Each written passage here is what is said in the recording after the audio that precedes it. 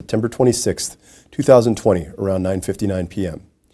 That's when a male Hispanic, later identified as 29-year-old Jose Serpa Guzman, drove to the front entrance and entered the lobby of the Harbor Community Police Station, located at 2175 John S. Gibson Boulevard in the city of Los Angeles.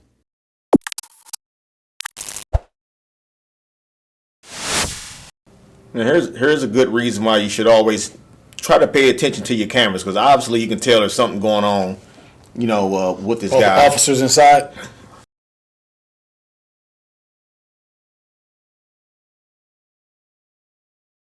We had officers inside. Well, just by the way the guy pulled up, then he exits his vehicle. Now he's slamming the tailgate. Was he getting opening, M60 out of there? Closing. Right. Is he getting a weapon out of there? Obviously something's not right with this guy.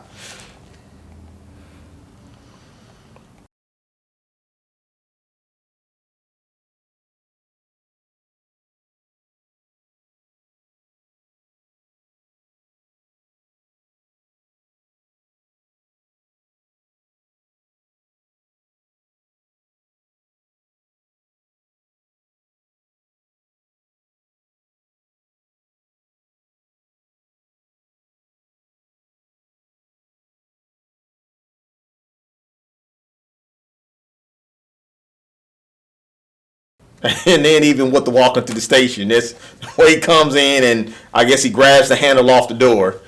Now here's the good thing. If you see something's not right as a police officer and the door's open, let other officers know, hey guys, something's going on out here in the station. Can I get another officer to step out here with me and, see what's going on? So before he engages. Yeah, most definitely before you engage, because as we can see, the guy has a problem. Now you see his hands is behind him, so you're escalating things right there. Once you put your hands behind your back as a police officer, you should automatically go on guard.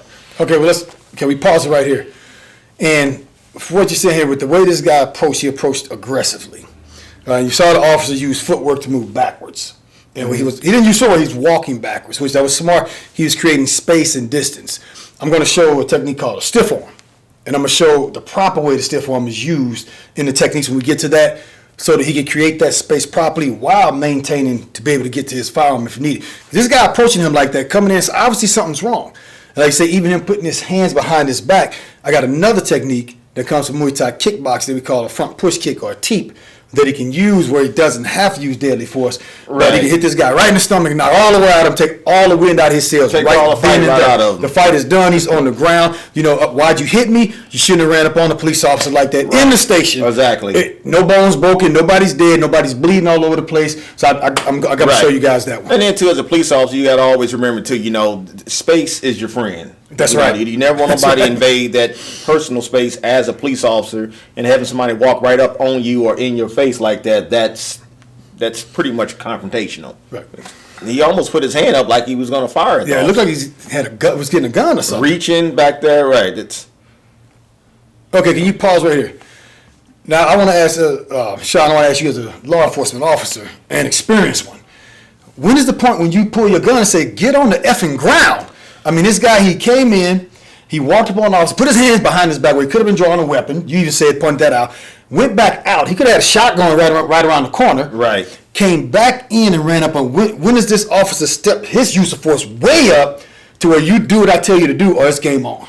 Well, before we really want to escalate into pulling the gun and turn into a deadly force situation, right. We also want to think, what are other tactics and tools that we have. So, officers are armed with, mace, pepper spray and baton, in order to, defend yourself. And then also, too, we got to remember, he's at the station. So, I always tell police officers here, and as I was trained in my years of experience, you are never alone. If you have to get on that radio and say, hey, dispatcher, get me some cars here to the station, or hey, dispatcher, I'm out in the lobby, I have a male being unruly, can we get some officers to come out and help me? Get on that radio. And this is nothing I learned. The most powerful weapon that police officers always possess is not the gun. A lot of times I ask people, what's the most powerful weapon a police officer has? The gun. And no, the most powerful weapon a police officer has is that radio. Yeah. That is your lifeline to getting people there to help you, protect you. Yes. And like I said, as a police officer, you are never alone. And there's a great analogy I like to use sometimes. You get on that radio and call for help. If they got to send police officers from China, they're going to send them officers. They are going to come. It's going to be like Christmas. They're going to come. They will come until the end of time to do what they need to do in order to bring a peaceful end to a situation. So anyway, yes. So don't escalate to deadly force yet. Just try to maneuver things like you said. Keep your space and your distance. Okay, so now things are escalating. Okay, here we go. All right, let's stop right there. Now I seen that the officer, and he went. This guy went and put his hands up. The imminent assault was a long time ago when he was approaching them in an aggressive manner. Oh, yeah, he's looking for a fight. He's looking for a fight. When he put those hands up and he's ready to fight. Now I saw the officer put his hands up too, and he tried to even go into footwork. So I'm going to show some footwork on how to properly do it because he's trying to keep the distance and the spacing. But what I saw the officer did not do is he did not attack, and this guy swung on him. And I'm thinking with the officer's training, he didn't have the confidence or the technique or the skill to make an attack. So I'm going to show some things where the officer could have made his attack on him before he ended up getting knocked to the ground. Okay. And again, I definitely, the number one thing here is what you said, Sean, is that you where's his backup? You never ever, I used to teach when I talk bouncers. Let's stop right there because he has officers going out by now. He's got the gun out now. Here's some of the most important things too and we'll get into this later when we go through some training tips. Once you go down, if you're not skilled in any type of ground fight, anything like that, when that officer came back and he went down, one thing we have to remember, be cognizant of what side your gun is on. You know, I'm left-handed, so if you're right-handed. So when you go to that ground and somebody falls on top of you, the best thing you can do, roll over to my left because you don't want nobody to get that gun. Keep the gun protected and fight from your right side. Fight from that. Keep the gun down on the ground where a suspect or perpetrator cannot get that. And then we go to some other skills, some other things you can do as far as trying to get an elbow in or get other techniques in order to keep yourself in the fight so you don't get your gun taken. But the main thing, like I said, keep that gun taken. You don't want to introduce a gun into a fist fight, and most definitely when you're on your back like this. I'll always, when I train security, law enforcement, anybody like that, I always say this: whenever an officer is dealing with someone, even if that person is unarmed, there's a gun on the scene. Okay. That gun is always on the scene because the police officer brought it. So he has to protect his gun also. Just like you said, you end up on the ground, you use the ground, crunch the ground in your body. You roll over. Now, I am going to show some techniques because there's a danger to rolling over. It's called the rear naked choke. Mm-hmm. So I'm going to watch and I'm going to show to make sure that if he had went to his hip, this guy couldn't have got behind him and put him out. But definitely, number one, he need to get that gun to the ground and protect it, or need to get that gun covered tight. Keep it covered tight. Push down where this guy cannot get to it. Okay. Which, always remember this, everybody, it's always easier said than done. Nothing ever happens in the real situations like it does on the training floor. Even the stuff that we're going to show, this is just for you to help. We're trying to help. That's all we're trying to do. We're not trying to put anyone down. This man's in here fighting. He is fighting. This officer is. And he's fighting every way he can. And we're just trying to give some solutions so if a situation happens again, they got a better way to do it. Yeah, he has this firearm. Oh my goodness! Yeah, he has his gun out. It's a real bad situation there, and we see the officer's radio. The officer radio falls away too, so it's clearly that he had the radio.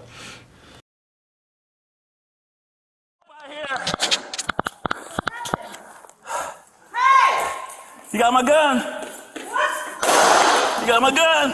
Now here, if I can ask, pause right there. The female officer, when she came out, now all of my background comes more from fighting, aggressiveness, go for it. Win. And that's why I teach, like when I deal with bodyguards, bouncers, like you were saying, you don't go alone. I always tell them, this is not a street fight. You're here to win. Now, when she came out and saw the officer laying down, should she have had her firearm drawn as she engaged? She ran after that guy without her gun out. Now, she saw him laying and she looked at him, and then he finally told her he's got my gun. Right. So as a police officer, if you came out and saw your guy laying down like that, would you have automatically went to your firearm, or would you have just engaged and yelled at the guy kind of like she did trying to stop him? Well, we'll see what happens as the video goes. Going to switch over into the dash cam, but just coming out and seeing an officer down like that, you would think merely, okay, something has to happen, or I don't know if this officer's been stabbed or what. So I would think that I would maybe look to reach for my firearm in order to pursue or go after this guy, because it's immediately that you most definitely want to stop this guy after you see a down officer. So and especially with him trying to run out the station. Right. And then I said actually again, and as it plays a little bit more, we're going to see another version where the guy actually took a shot at the police officer as she came out attempting to try to pursue him.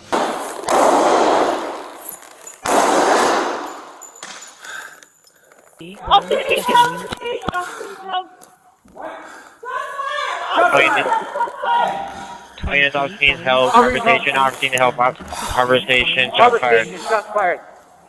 Your unit coming on Harbor frequency. I got a white car heading southbound on a white truck southbound on Harbor seconds. on John F. Gibson, approaching channel. 21, 9 and 6 seconds. Subject vehicle, white truck headed southbound, Gibson, approaching channel.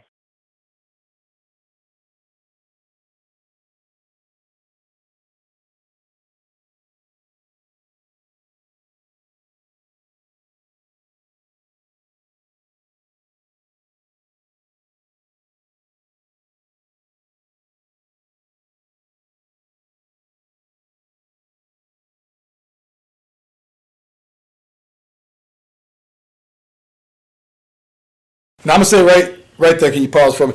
Right when he approached him, you would say maybe it's not aggressive. He came in with his hands out, but when he put his hands behind his back, he could have been going for a weapon. Oh, easily. Right, so Could have if you reached don't in the wanna small use- of his back. Right. Could have came if out you with a don't want to use weapon. deadly force, I understand that, but he should have. That's where the front push kick teep. Something I'm gonna show you from Muay Thai kickboxing. He should have kicked him and shut him down at that moment. And so that's where I'm going to show that technique. Okay, so let's take a look at this guy. So the guy goes back out, and he reaches back in like he had a gun. It could have been, you could have been nearly had a gunfight just right there. Then he slams the door back. Now he comes back in. He's still looking for the fight. The officer has his hands up. All right, pause for me, please. Now, with the speed he came at him, coming back a second time, that means he's more motivated. He's not afraid. So whatever the officer said to him, I'm a police officer, get out of here, it Right. meant nothing at that moment. Right. So this guy is coming back with more force. I feel the officer had the right to go into self-defense at that moment, right there from him approaching him. Now, he still could use the teep technique, which I'm going to show, but right now this man is in a fighter's position. But even before he got to that, when he was coming in with that momentum, the officer should have hit him. You just want to stop him, drop Yeah. him. Now, not with simple techniques to keep your distance to it. And the thing too, you got other weapons, such as your mace or your Pepper spray, baton. But baton. never let nobody just walk up on you and exert their will on you like that, especially as a police officer. So, like I said, we've seen from this guy the way he pulled on the lot, the way he went back in and reached in the door and he slammed the door and putting his hand, like I said, this guy, he's just agging for a fight. And when that guy came back in, I would hope, or any officers, we go on, like I said, we're not here to demean officer in any aspect. My job as a law enforcement officer, I want all police officers to be safe, and after we reach the level of making sure police officers are safe, we want to make sure we ensure the safety of civilians as well, when we handle situations like this. So that's why I speak about, less lethal, such as when you spoke about, well, can you go to deadly force? Well, no, not just yet. We've kind of seen he doesn't have a weapon, but unfortunately as police officers, we have to kind of have that back step, before we go to deadly force. So that's why we have things such as a mace or baton. But anyway, let's get back into this. Body cam and see what happens. Close up. Okay, So so the the guys- officer's definitely been swinging. Yeah, the guy's fighting, and unfortunately, You the officer's can't gone down. punch going backwards unless you're a professional fighter. Only professional fighters know how to do that. Right.